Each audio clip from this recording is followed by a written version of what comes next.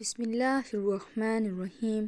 حدثنا موسى ابن إسماعيل قال حدثنا أبو أوانا قال حدثنا موسى ابن أبي عائشة قال حدثنا سعيد بن جبير عن ابن عباس في قوله تعالى لا تحرك به لسانك لتعجل به قال كان رسول الله صلى الله عليه وسلم يعالج من التنزيل شداد وكان مما يحرك شفتيه.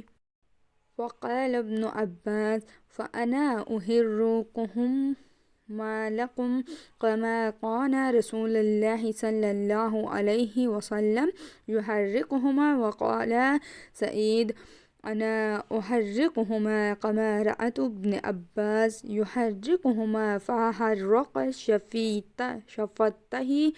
وأنزل الله تعالى لا تحرك به لسانك لتعجل به إن علينا جمعه وقرآنه قال جمعه رق وتقرأ فإذا قرآنا فتأبي قرآنا قال فاستعمل له وأنصت ثم إن علينا بيانه ثم إن علينا أن تقرأه. وكان رسول الله صلى الله عليه وسلم بعد ذلك إذا أتاه جبرائيل استمع فإذا انطلق جبرائيل قرأت النبي صلی اللہ علیہ وسلم کما قرأہ. انہوں نے ابن عباس رضی اللہ عنہ سے کلام الہی لا تحرک الخاق کی تفسیر کے سلسلے میں سنا کہ رسول اللہ صلی اللہ علیہ وآلہ وسلم نزول قرآن کے وقت بہت سختی محسوس فرمایا کرتے تھے، اور اس کی علامتوں میں سے ایک یہ تھی کہ یاد کرنے کے لیے آپ اپنے ہونٹوں کو ہلاتے تھے۔ ابن عباس رضی اللہ عنہ نے کہا میں اپنے ہونٹ ہلاتا ہوں جس طرح آپ ہلاتے ہیں۔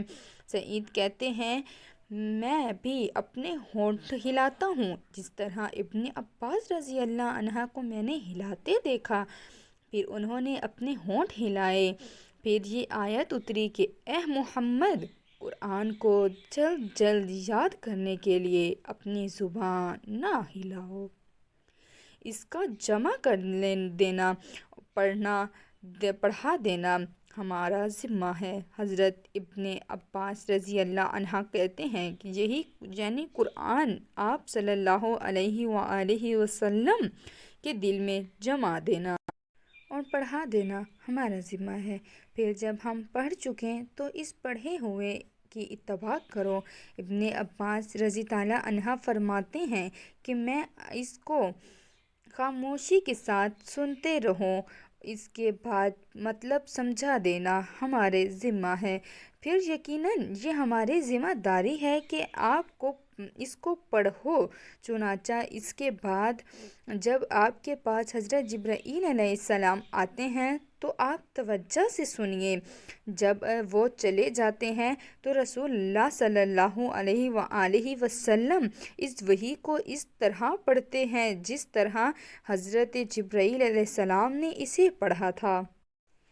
صحیح بخاری حدیث نمبر 5۔